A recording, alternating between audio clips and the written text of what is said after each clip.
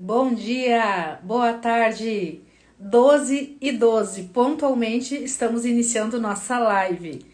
Espero que você esteja almoçando, já tenha almoçado. Para você que vai assistir a gravação aí, boa madrugada, boa noite. Hoje o tema dessa live é contrato de gaveta, casos práticos, né? Então, daqui a pouco aí o Instagram começa a chamar o pessoal começa a entrar, mas para que a gente consiga aí dar conta da agenda, né, gente? Então, para fazer essa live aqui às terças-feiras também a gente, do lado de cá, organiza toda uma agenda e então a gente começa pontualmente aí também para conseguir dar conta dos nossos processos, né, do atendimento dos nossos clientes. Tem o atendimento online, via vídeo chamada agora à tarde. Então, vamos lá. Então, pessoal, o tema dessa live hoje, contrato de gaveta, caso prático. Esse caso prático, já informo que não é um caso, os clientes não são meus, né, porque eu não posso, né, tem um código de ética que eu não posso expor aqui, né, casos de clientes com nomes, enfim. Mas é um caso muito parecido do que me apareceu, né, a semana passada, poucos dias atrás, inclusive eu recusei ele, tá? Porque ainda bem que eu recusei. Então, lendo essa decisão, que é do Tribunal de Justiça do Estado do Paraná, eu acredito que tomei uma decisão acertada aí de não tomar, de não pegar o processo, porque a chance aí da gente perder seria gigante. Então vamos lá, já tô dando spoiler aqui, né? Então vamos dar início aos nossos trabalhos. O pessoal tá entrando, vamos entrando, pessoal, sejam todos muito bem-vindos. Então, hoje nós vamos falar nessa live aqui sobre contrato de gaveta. E, gente, só lembrando que essa live, claro que a gente tem colegas advogados aqui que acompanham o nosso trabalho, mas é sem juridiquês, a intenção é uma linguagem voltada realmente assim para o pessoal que não é do ramo do direito, né? Para o pessoal aí que quer entender um pouco mais do direito e não quer um juridiquês, não quer uns termos muito técnicos rebuscados para conseguir compreender a matéria. Então, o que é, em suma, esse apelido que o direito dá aí para esse negócio jurídico que se chama contrato de gaveta? Pessoal, o contrato de gaveta é um contrato feito entre particulares, né, entre pessoas particulares, que tem validade ali entre elas. Elas não levam esse contrato para um tabelionato para fazer uma escritura pública de compra e venda, tá? Então, elas compram e vendem terrenos, chácaras, áreas rurais, apartamentos, enfim, imóveis, e elas usam apenas esse contrato de gaveta. Perante o direito, né, perante aí as regras da propriedade, esse contrato, ele não tem um efeito imediato, né? Porque o que teria efeito imediato, o que acontece? A gente comprou um lote, comprou um apartamento, comprou uma chácara, o caminho natural são duas fases. Primeira fase, os negociantes vão num tabelionato de notas e fazem ali a escritura pública de compra e venda. Essa é a primeira fase. E tem a segunda fase, né, que seria pega essa escritura pública e leva no registro de imóveis para registrar e para mudar aí a propriedade rural, qualquer propriedade imobiliária das pessoas que ali constam. Então, vamos partir da ideia que é o seguinte: no direito brasileiro, uma compra e venda de imóvel funciona da seguinte forma: existem duas fases. A primeira fase se dá no tabelionato de notas, onde as pessoas lavram a escritura de compra e venda. Primeira fase. Feita a primeira fase, essas partes precisam, principalmente o comprador, ir até o registro imobiliário, pegar essa escritura pública e registrar, mudar a propriedade lá na matrícula do imóvel. Então, você já sabe que uma compra e venda de imóveis no Brasil funciona dessa maneira. Duas fases. Primeira fase funciona no tabelionato de notas, segunda fase no registro de imóveis, ok? Então, sabendo disso, quando as pessoas fazem um contrato particular de compra e venda, Em tese, esse contrato ele está à margem do direito, tá bom? Então, funciona, vale ali entre elas, tá bom? Mas no direito, o direito protegido que tá é aquele que tá lá no registro de imóveis. Então, esse caso que eu vou trazer para você hoje aqui é o seguinte, tá? É um caso que ocorreu aqui no município do Paraná, no município de Francisco Beltrão, e ele foi parar no Tribunal de Justiça do Paraná. O que acontece, tá? Então, aqui eu vou usar dois nomes fictícios. Margarida tem um pedaço de área rural, tá? Então, a Margarida tem um pedaço de área rural e onde ela é proprietária, mas ela não é proprietária sozinha dessa área rural. Ela é proprietária junto com outras pessoas desse imóvel rural, outros coproprietários, a gente chama assim. Então, existe um condomínio de proprietários aqui. O que acontece? Em certo momento, lá em 2015, a Margarida resolve vender um pedaço da sua área rural, tá? Ela pega um pedaço da sua área, que lá no registro de imóveis está em nome dela e de outras pessoas, e fala assim, vou vender um pedaço dessa área rural aqui, tá? E só que aí ela vende para Joana, faz um contrato particular de compra e venda, que é o contrato de gaveta. Então ela fala assim, olha, eu tenho a minha fração ideal aqui, né? Eu tenho essa área rural, eu sou dona junto com outras pessoas, e a parte que me cabe aqui é 12 mil metros quadrados. Eu vou pegar um pedaço desses 12 mil metros quadrados e vou vender 310 metros quadrados para Joana, tá? E ela faz um contrato particular, e a Joana compra, tá? Elas fazem esse contrato, aí elas celebram da seguinte maneira. Eu vou te dar uma entrada de 5 mil e vou pagar o restante em mais 11 parcelas de 5 mil reais por meio de nota promissória, tá? E assim, a Joana compra, dá os 5 mil, paga a primeira, paga a segunda, paga a terceira, paga a quarta, enfim. E paga quase todas as parcelas. Quando chega na última parcela, começa a encrenca, começa o enrosco, digamos assim, né? O que acontece? Joana diz que pagou a última parcela e Margarida afirma que não recebeu, tá bom? Então Margarida falou assim, olha, já que você não me pagou a última parcela, eu não vou passar a escritura de compra e venda para você, tá bom? Gente, isso é muito comum, acontece muito, tá? De se negar, enfim, aí por algum motivo, o vendedor se negar a passar a escritura de compra e venda. E a Joana fala assim, não, mas eu paguei, viu? Eu tava na Itália, a minha mãe pagou, ela pagou pro seu irmão, enfim, né? Conta uma história lá. E o que acontece?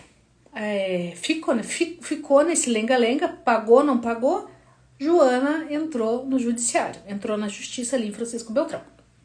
E falou assim, olha, juiz, é o seguinte, eu comprei esse lote dessa maneira, da Margarida. Só que a Margarida disse que eu não paguei e eu afirmo que paguei.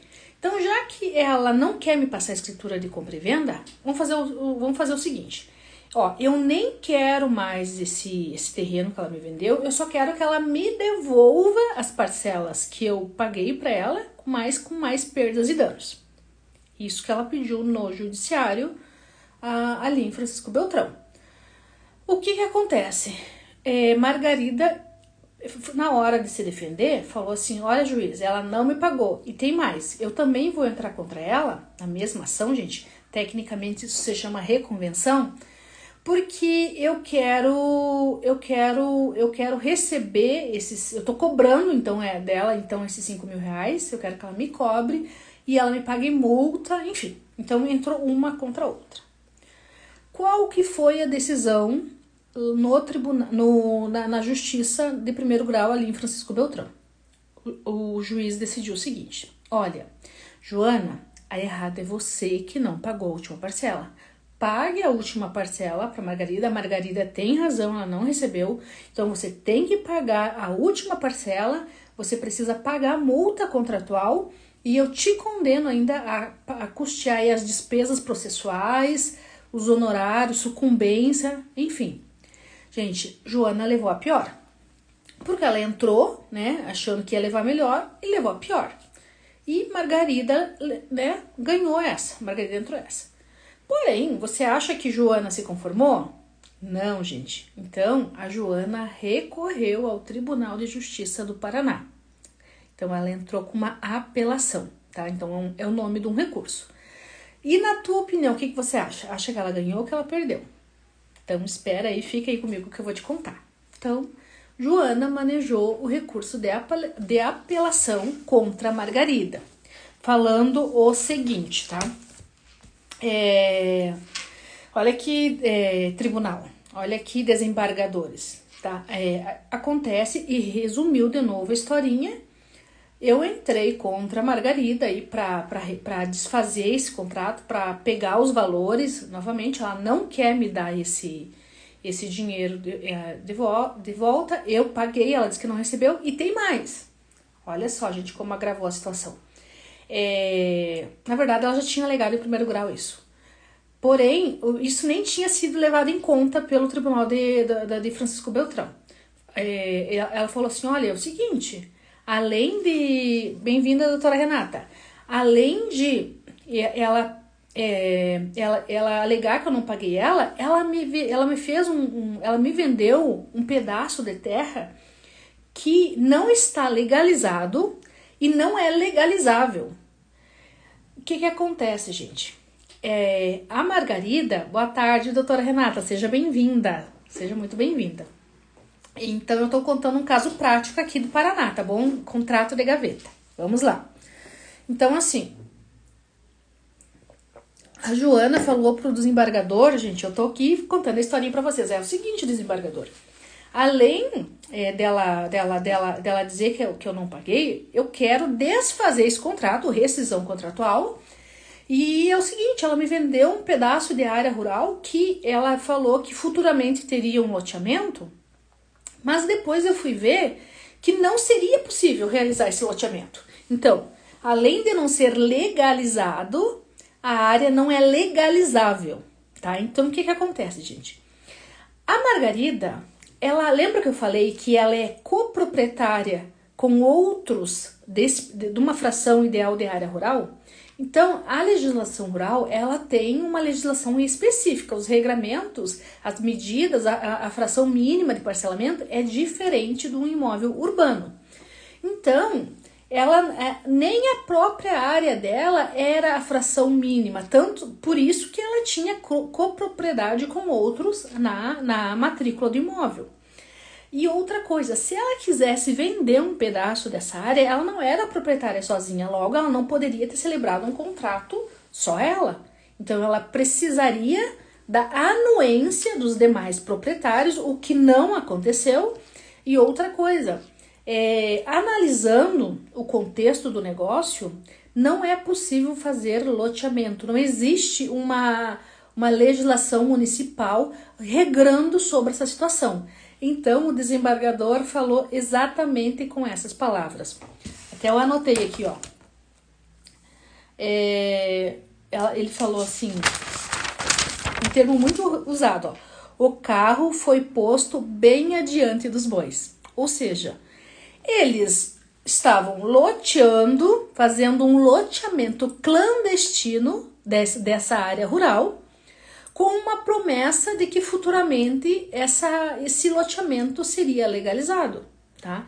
Então, assim, o que o desembargador está falando, viu? Vocês, esse loteamento aí existe só na cabeça de vocês, porque vocês não têm nenhum projeto, vocês não têm nenhuma autorização, vocês não têm nenhuma inscrição nos órgãos competentes para fazer esse loteamento.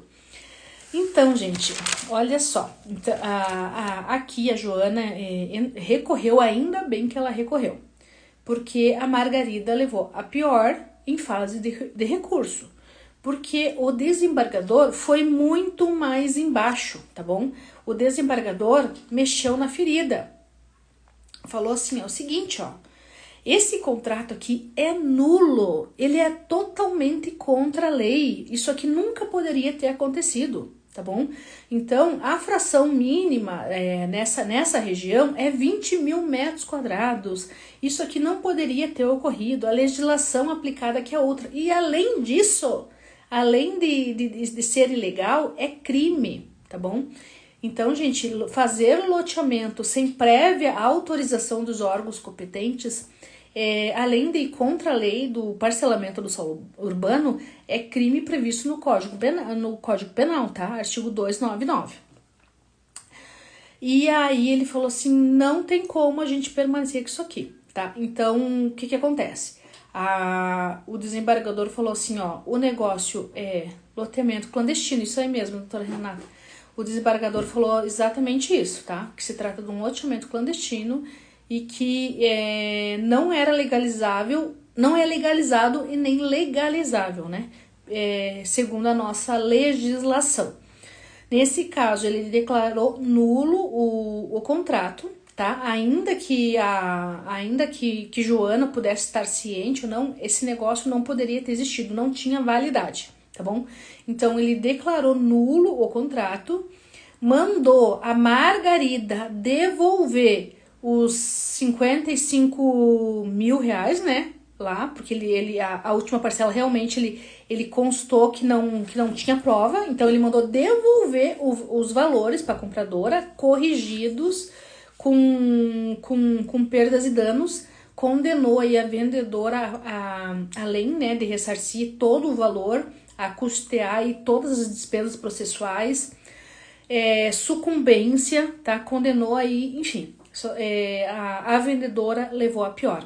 Então, gente, o que resumidamente a gente tira de lição dessa situação aqui? Primeira coisa, antes de você, comprador, comprar um imóvel,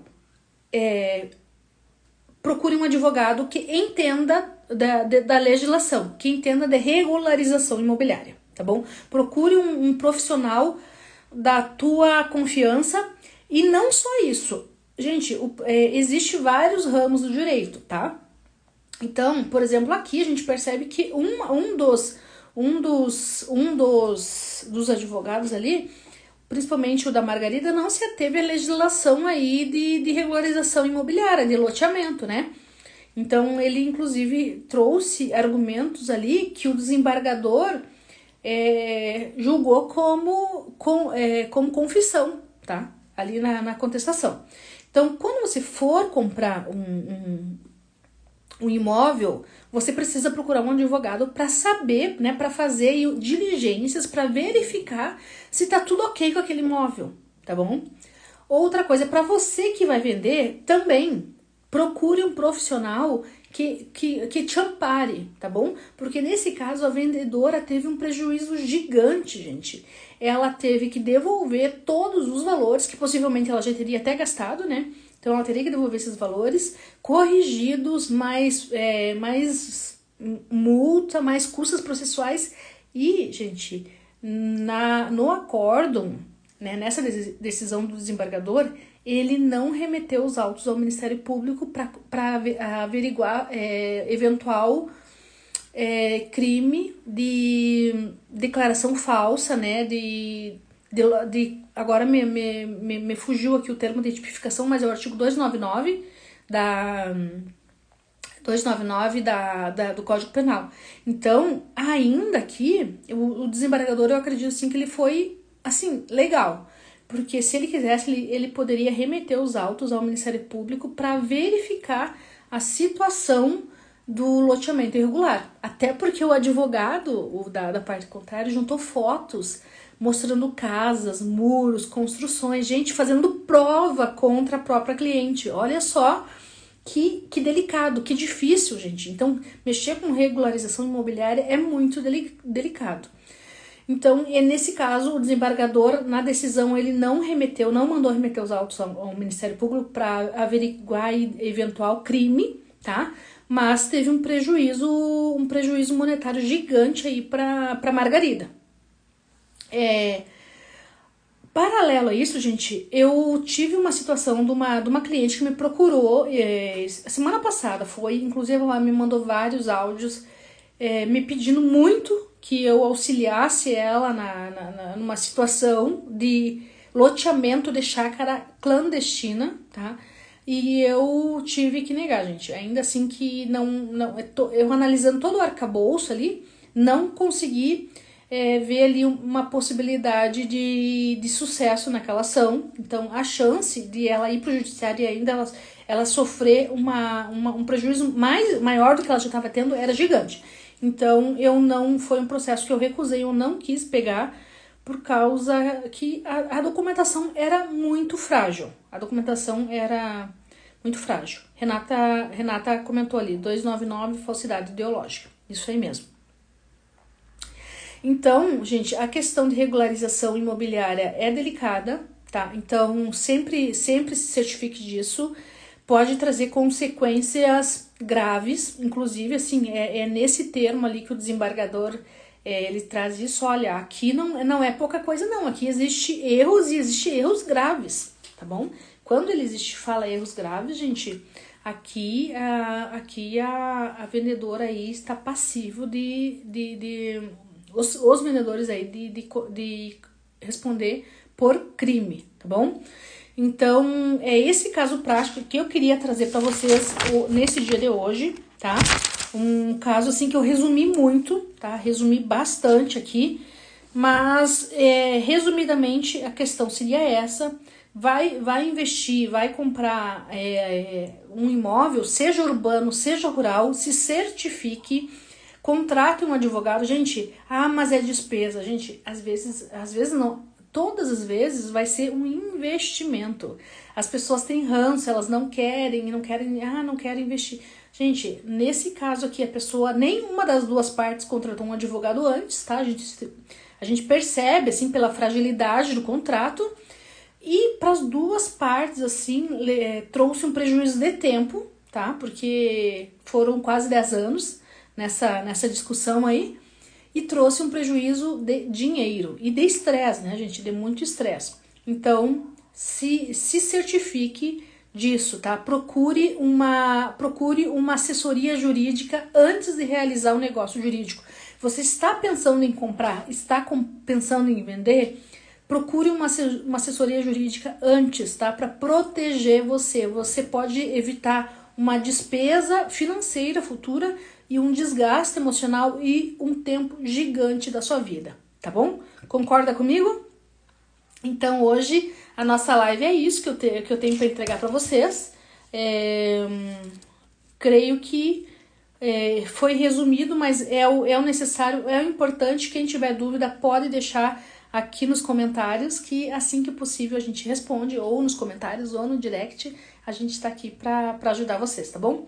Obrigada pelos presentes. Quem não pôde assistir, essa live estará salva no nosso feed.